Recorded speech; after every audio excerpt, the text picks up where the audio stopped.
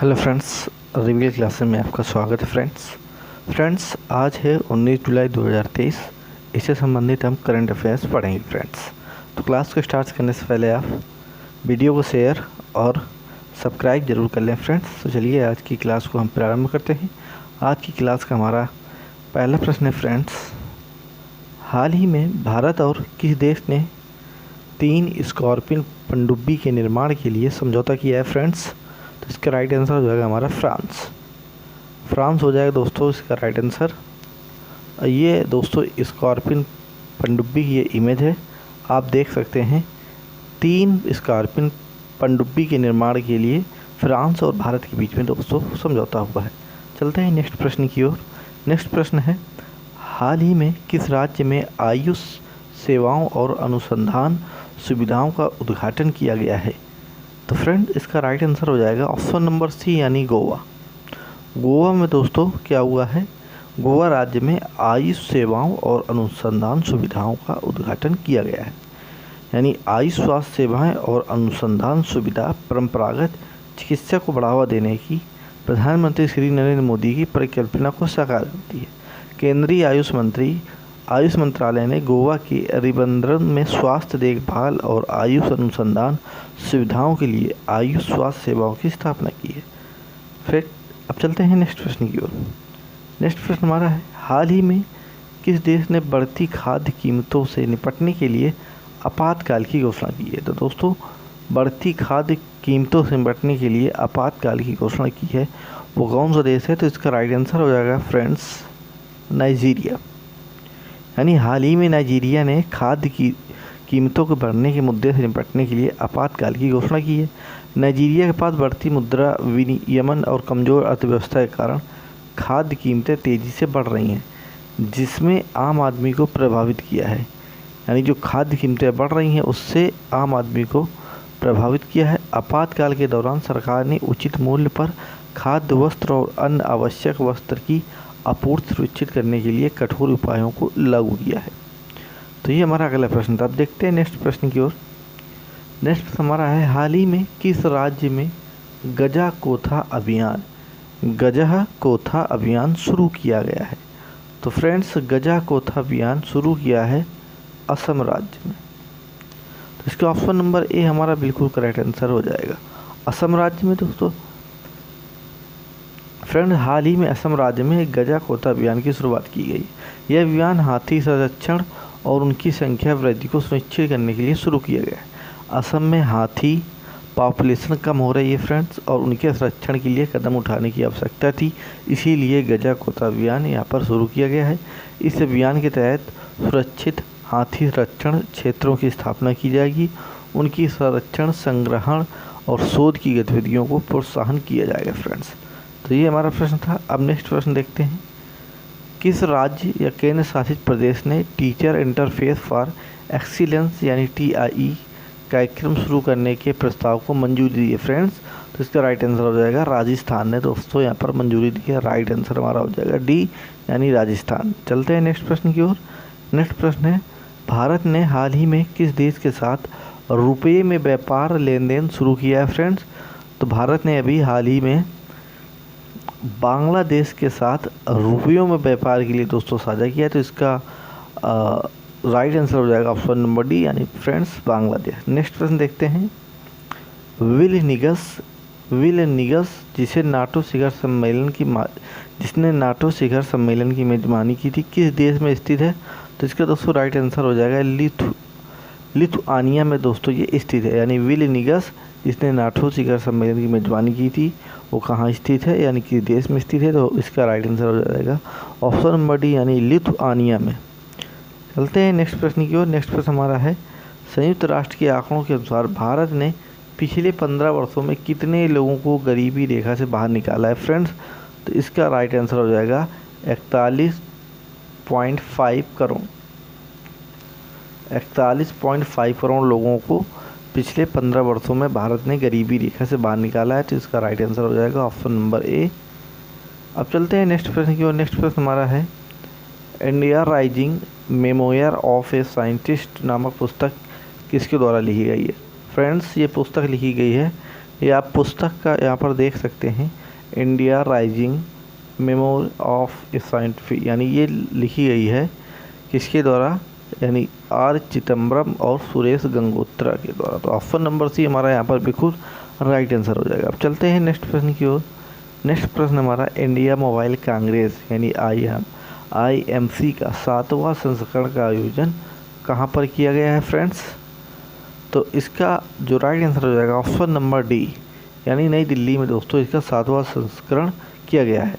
यानी India mobile Congress का 7वां संस्करण 27 से 29 अक्टूबर नई दिल्ली के प्रगति मैदान में आयोजित किया गया था। दूरसंचार विभाग DOT और cellular operator association of India इस कार्यक्रम की सह मेजबानी कर रहे थे। फ्रेंड आप देख सकते हैं, ये हमारी इमेज भी दी है इससे संबंधित। चलते हैं नेक्स्ट प्रश्न की ओर। नेक्स्ट प्रश्न है, सऊदी अरब आसियान के TAC पर हस्ताक्षर करने वाला कौन सा देश बना है फ्रेंड्स? तो इसका राइट आंसर हो जाएगा हमारा ऑप्शन नंबर सी, यानी 51वां देश बना है दोस्तों। यानी सऊदी अरब आसियान के TAC पर हस्ताक्षर करने वाला कौन सा देश बना है? तो 51वां बना है। आप इसकी इमेज भी देख सकते हैं। देखिए जकार्ता यानी इंडोनेशिया, जकार्ता में 56वीं एशियन विदेश मंत्रियों की बैठक के मौके पर सऊदी अरब आधिकारिक तौर पर मैत्री और सहयोग की संधि TAC में शामिल होने वाला 51वां देश बन गया। परिग्रहण हस्ताक्षर समारोह 12 जुलाई को हुआ और एशियन की ओर से इंडोनेशियाई विदेश मंत्री रेटनो मारसूदी ने संधि में शामिल होने के लिए सऊदी अरब की सराहना की। अब चलते हैं नेक्स्ट प्रश्न की ओर। नेक्स्ट प्रश्न हमारा है, हाल ही में कौन सा बैंक दुनिया के 7वें सबसे बड़े बैंकों की सूची में शामिल हुआ? आप देख सकते हैं दोस्तों, इमेज में हमारा दिख रहा है HDFC बैंक, यानी राइट आंसर इसका सी हो जाएगा। HDFC बैंक यानी मर्जर के बाद HDFC बैंक की मार्केट वैल्यू लगभग 151 अरब डॉलर यानी 12.4 लाख करोड़ रुपए हो गई। इतनी मार्केट वैल्यू के बाद अब यह मॉर्गन स्टैनली और बैंक ऑफ चाइना जैसे दिग्गजों से भी बड़ा बैंक बन गया है। HDFC बैंक अब दुनिया का 7वां सबसे बड़ा बैंक बन गया है। चलते हैं नेक्स्ट प्रश्न की ओर। नेक्स्ट प्रश्न हमारा है, हाल ही में किसके द्वारा स्कॉच पुरस्कार 2023 जीता गया है फ्रेंड्स? तो राइट आंसर इसका जो है ऑप्शन नंबर ए, जम्मू और कश्मीर ग्रामीण आजीविका मिशन के द्वारा स्कॉच पुरस्कार 2023 जीता गया है। हम देखते हैं नेक्स्ट प्रश्न। नेक्स्ट प्रश्न हमारा है, नेल्सन मंडेला की आत्मकथा का नाम क्या है फ्रेंड्स? तो नेल्सन मंडेला की आत्मकथा का नाम है long walk to freedom. Important friend, long walk to freedom, ये नेल्सन मंडेला की आत्मकथा का नाम है। चलते हैं अगले प्रश्न की ओर। केंद्र ने किस ब्रांड नाम के तहत सब्सिडी वाली चना दाल की बिक्री की घोषणा की है फ्रेंड्स? यानी केंद्र ने किस ब्रांड नाम के तहत सब्सिडी वाली चना दाल की बिक्री की घोषणा की है? तो इसका राइट आंसर हो जाएगा ऑप्शन नंबर डी, यानी भारत दाल की यहाँ पर घोषणा की है। यानी किस ब्रांड के नाम से? यानी भारत दाल के ब्रांड के नाम से। ठीक है। पीयूष गोयल ने भारत दाल के तहत सब्सिडी वाली चना दाल की बिक्री शुरू की है। केंद्रीय मंत्री पीयूष गोयल ने भारत दाल ब्रांड के तहत 7 रुपये प्रति किलो की दर से सब्सिडी वाली चना दाल की बिक्री शुरू की है। दाल 1 किलोग्राम पैक के लिए 60 रुपये प्रति किलोग्राम और 30 किलोग्राम पैक के लिए 55 रुपये प्रति किलोग्राम पर उपलब्ध होगी। दिल्ली NCR में राष्ट्रीय कृषि सहकारी विपणन महासंघ के खुदरा आउटलेट चना दाल बेच रहे हैं। चना दाल की मिलिंग और पैकेजिंग राष्ट्रीय कृषि सहकारी विपणन महासंघ द्वारा दिल्ली NCR में खुदरा दुकानों और NCCF केंद्रीय भंडार और सफल के आउटलेट के माध्यम से वितरण के लिए की जाती है। इस व्यवस्था के तहत चना दाल राज्य सरकारों को उनकी कल्याणकारी योजनाओं, पुलिस जेलों और उनके उपभोक्ता सहकारी दुकानों के माध्यम से वितरण के लिए भी उपलब्ध कराई जाती है फ्रेंड्स। तो चलते हैं नेक्स्ट प्रश्न की ओर। नेक्स्ट प्रश्न हमारा है, चाचिन ग्राजिंग महोत्सव। चाचिन ग्राजिंग महोत्सव कहाँ मनाया जाता है फ्रेंड्स? चाचिन ग्राजिंग महोत्सव कहाँ मनाया जाता है? तो दोस्तों ये बनाया जाता है ऑप्शन नंबर बी, यानी अरुणाचल प्रदेश में। ऑप्शन नंबर बी हो जाएगा इसका राइट आंसर। ये जो चाचिन ग्राजिंग महोत्सव बनाया जाता है, ये बनाया जाता है अरुणाचल प्रदेश में। आप देख सकते हैं पहाड़ी इलाका है, इमेज भी आप देख सकते हैं। अब देखिए चाचिन ग्राजिंग महोत्सव के बारे में यहाँ पर हम थोड़ी जानकारी देख लेते हैं। सबसे पहले ये बनाया जाता है फ्रेंड अरुणाचल प्रदेश में, यानी ये अरुणाचल प्रदेश का महोत्सव है। ये बनाया जाता है 14 से 15 जुलाई तक अरुणाचल प्रदेश के बुमला दर्रे के पास तवांग क्षेत्र के स्थानीय चारागाहों द्वारा चाचिन ग्राजिंग महोत्सव बड़े उत्साह के साथ मनाया गया। बुमला दर्रे के पास चाचिन और अन्य पारंपरिक चारागाह क्षेत्रों ने ऐतिहासिक रूप से स्थानीय मोनपा जीवन शैली की रीढ़ की हड्डी के रूप में काम किया है, जो आजीविका के साधन के रूप में काफ़ी हद तक खानाबदोश पशुपालन पर निर्भर है, जो कि निर्वाह खेती का एक आदिम रूप है। उत्सव में स्थानीय चरवाहों की सहायता के लिए एक चिकित्सा शिविर का आयोजन किया गया, जो अक्सर शहरी क्षेत्रों में प्रचलित चिकित्सा सुविधाओं के बिना दूर दराज के स्थानों में रहते हैं। पशु स्वास्थ्य पर एक व्याख्यान के साथ साथ स्थानीय चरवाहों के जानवरों या आँखों को समान चिकित्सा सहायता प्रदान करने के लिए एक पशु चिकित्सा शिविर भी आयोजित किया गया था, जिसमें चरवाहों को अपने पशुओं को बेहतर देखभाल सुनिश्चित करने में सुविधा होगी। तो ये दोस्तों पशुओं से संबंधित है। अब चलते हैं नेक्स्ट प्रश्न की ओर। नेक्स्ट प्रश्न हमारा है, संयुक्त राष्ट्र सुरक्षा परिषद पहली बार किस विषय पर चर्चा करेगी फ्रेंड? तो इसका राइट आंसर हो जाएगा आर्टिफिशियल इंटेलिजेंस, यानी option number A artificial intelligence, यानी राष्ट्रीय सुरक्षा परिषद पहली बार आर्टिफिशियल इंटेलिजेंस की सुरक्षा के विषय में पहली बार चर्चा करेंगे। यानी संयुक्त राष्ट्र सुरक्षा परिषद 18 जुलाई 2023 को AI यानी आर्टिफिशियल इंटेलिजेंस जोखिमों पर पहली वार्ता आयोजित करेगी। संयुक्त राष्ट्र सुरक्षा परिषद ने न्यूयॉर्क में आर्टिफिशियल इंटेलिजेंस पर अपनी पहली औपचारिक चर्चा आयोजित की। ब्रिटेन के पास इस महीने संयुक्त राष्ट्र सुरक्षा परिषद की घूर्णनशील अध्यक्षता है, जहां वह अंतर्राष्ट्रीय शांति और सुरक्षा के लिए इसके निहितार्थ सहित कृत्रिम बुद्धिमत्ता द्वारा प्रस्तुत अपार अवसरों और जोखिमों दोनों के प्रबंधन के लिए बहुपक्षीय दृष्टिकोण को प्रोत्साहित करना चाहता है। AI के बैठक की अध्यक्षता विदेश राष्ट्रमंडल और विकास मामलों के राज्य सचिव जेम्स क्लेवरली द्वारा की जाएगी। बैठक में UK ने इस वर्ष के अंत में AI पर पहली बार वैश्विक शिखर सम्मेलन की मेज़बानी करने से पहले अंतर्राष्ट्रीय शांति और सुरक्षा के लिए अपने जोखिमों और अवसरों पर अंतर्राष्ट्रीय बातचीत का आह्वान किया है। चलते हैं नेक्स्ट प्रश्न की ओर। नेक्स्ट प्रश्न हमारा है, 2023 में नेल्सन मंडेला अंतर्राष्ट्रीय दिवस का विषय क्या है फ्रेंड्स? तो 2023 में नेल्सन मंडेला अंतर्राष्ट्रीय दिवस का दोस्तों विषय है the legacy lives on through you climate food and solidarity. Friends आपको बताना चाहेंगे कि अंतर्राष्ट्रीय नेल्सन मंडेला दिवस प्रत्येक वर्ष 18 जुलाई को मनाया जाता है। अंतर्राष्ट्रीय नेशनल मंडेला दिवस नेल्सन मंडेला के सम्मान में मनाया जाता है और यह 18 जुलाई को मनाया जाता है, जो कि उनका जन्मदिन है। संयुक्त राष्ट्र महासभा ने नवंबर 2009 में आधिकारिक तौर पर इस दिन की घोषणा की थी और पहला संयुक्त राष्ट्र मंडेला दिवस 18 जुलाई 2010 को आयोजित किया गया था।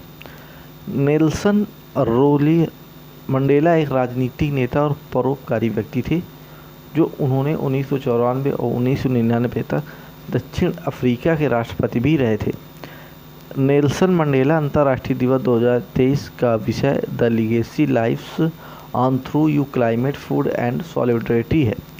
विषय कार्यवाही का आह्वान करता है और जनता से खाद्य असुरक्षा, जलवायु परिवर्तन जैसे प्रमुख वैश्विक मुद्दों के समाधान के लिए कदम उठाने और इन मुद्दों से प्रभावित लोगों के साथ एकजुटता से खड़े होने का आग्रह करता है।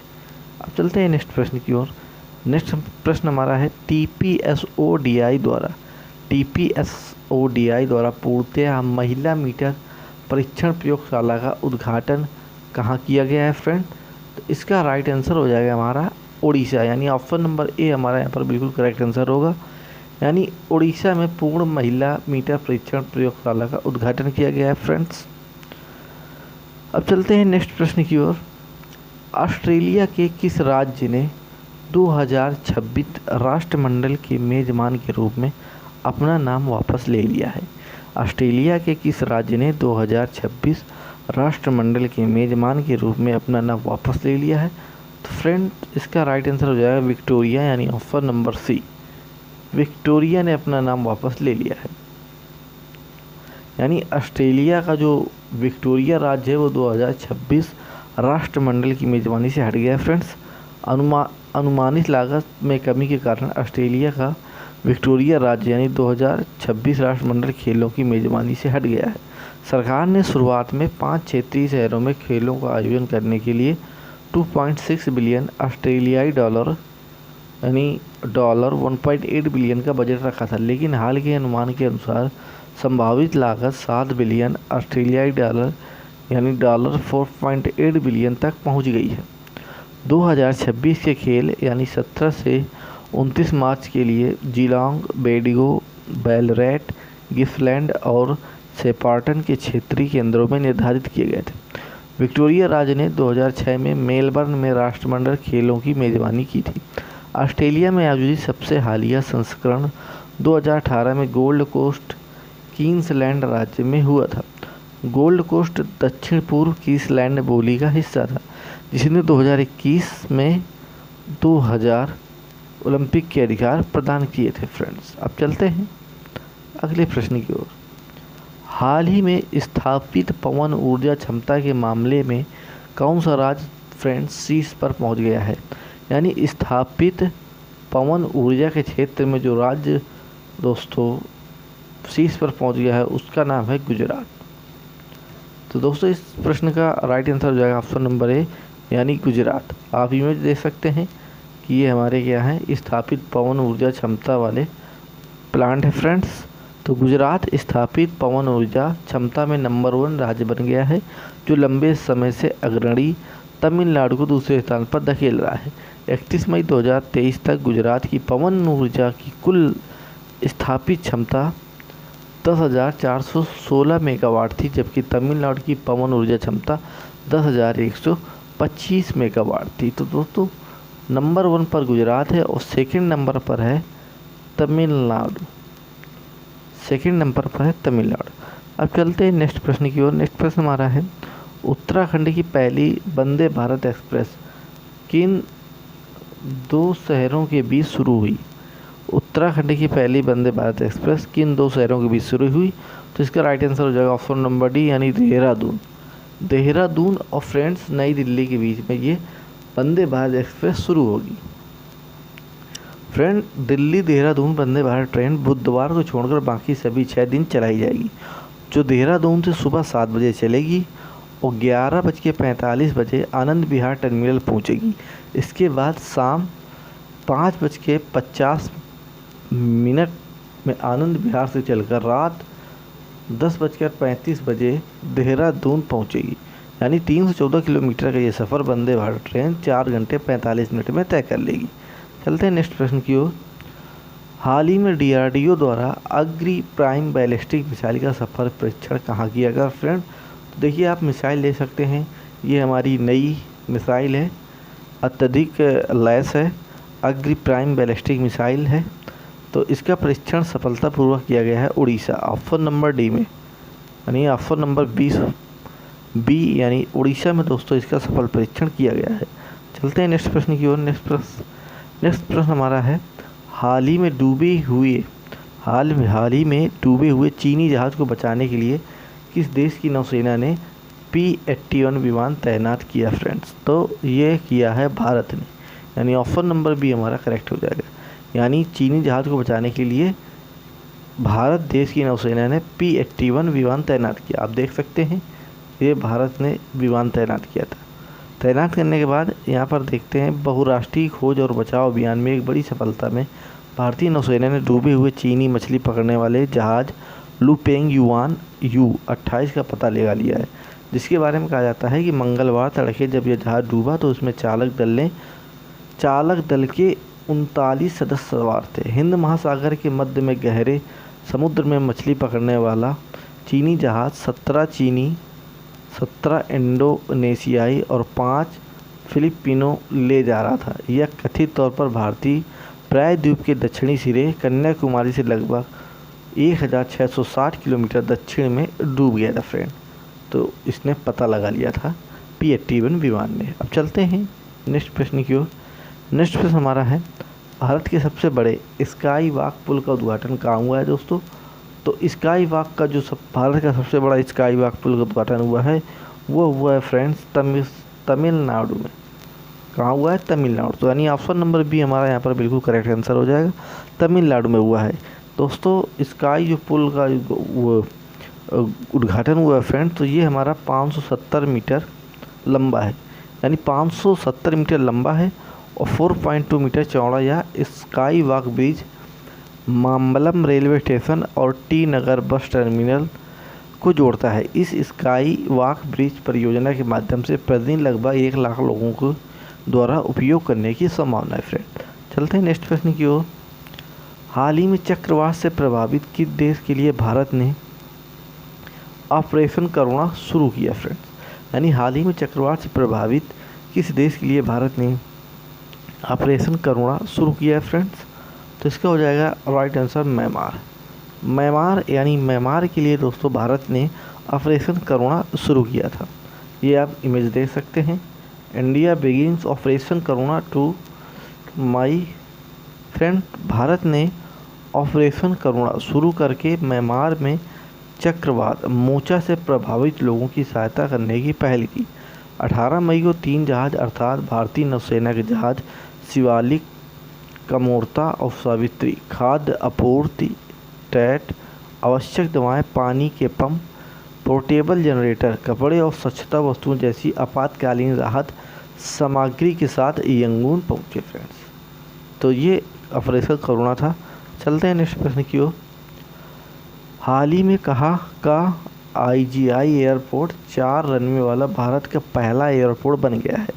हाल ही में कहाँ का IGI एयरपोर्ट 4 रनवे वाला भारत का पहला एयरपोर्ट बन गया है? तो इसका राइट आंसर हो जाएगा ऑप्शन नंबर ए, यानी नई दिल्ली का फ्रेंड्स। कौन सा ये रेलवे स्टेशन है, सॉरी ये कौन सा एयरपोर्ट है? तो इंदिरा गांधी अंतर्राष्ट्रीय एयरपोर्ट है फ्रेंड्स। ये आप इमेज भी देख सकते हैं। तो हाल ही में दिल्ली में IGI यानी इंदिरा गांधी अंतर्राष्ट्रीय एयरपोर्ट बना है, जो भारत का पहला 4 रनवे वाला एयरपोर्ट है। यह भारतीय राजधानी दिल्ली में स्थित है। यह देश का सबसे व्यस्त और महत्वपूर्ण एयरपोर्ट है। इसके 4 रनवे विमानों को सुरक्षित और समय पर उड़ान भरने की क्षमता प्रदान करते हैं, जिससे इससे अधिक उड़ानों के लिए तैयार रखा जा सकता है। यात्रियों को बेहतर और आसान सुविधाएं प्रदान की जा सकती हैं फ्रेंड्स। चलते हैं नेक्स्ट प्रश्न की ओर। हाल ही में प्रधानमंत्री ने कितने रुपए का विशेष सिक्का जारी किया फ्रेंड्स? तो इसका राइट आंसर हो जाएगा ऑप्शन नंबर बी, यानी 75 रुपये का फ्रेंड्स सिक्का जारी किया है। ये आप इसका चित्र भी देख सकते हैं। चलते हैं नेक्स्ट प्रश्न की ओर। प्रधानमंत्री मोदी जी ने हाल ही में नेशनल ट्रेनिंग कॉन्क्लेव का उद्घाटन कहाँ किया फ्रेंड? तो इसका उद्घाटन किया है फ्रेंड्स नई दिल्ली, यानी ऑप्शन नंबर बी हमारा यहाँ पर बिल्कुल करेक्ट आंसर हो जाएगा। चलते हैं अब फ्रेंड्स अंतिम प्रश्न की ओर। अंतिम प्रश्न हमारा है, हाल ही में किस राज्य ने ऊर्जा परिवर्तन कार्य समूह की बैठक की मेजबानी, यानी हाल ही में किस राज्य ऊर्जा परिवर्तन कार्य समूह की बैठक की मेजबानी करेगा? तो इसका राइट आंसर हो जाएगा फ्रेंड्स ऑप्शन नंबर ए, यानी गोवा। यानी हाल ही में गोवा राज्य ने ऊर्जा परिवर्तन कार्य समूह की बैठक की मेजबानी की है फ्रेंड्स। यह एक महत्वपूर्ण पहल है जिसका उद्देश्य संगठन के अंतर्गत ऊर्जा परिवर्तन के क्षेत्र में विभिन्न पहलों को समूहीकृत करना है फ्रेंड। इसका मुख्य लक्ष्य नई ऊर्जा प्रणालियों, ऊर्जा संचयन तकनीकों और ऊर्जा संगठनों को बढ़ावा देना है, जो सामरिक एवं सामाजिक मानकों को पूरा करने के लिए अहम है। तो फ्रेंड्स ये हमने आज 19 जुलाई 2030 करंट अफेयर से संबंधित कुछ महत्वपूर्ण प्रश्न देखे। इनमें से कुछ आज के प्रश्न थे और कुछ प्रश्न हमारे पिछले प्रश्न थे पिछले दिनों के। तो फ्रेंड्स वीडियो को लाइक शेयर करना ना भूलें। इसके साथ साथ दोस्तों अगर आप चैनल पर नए हैं तो चैनल को सब्सक्राइब करना भी ना भूलें फ्रेंड्स।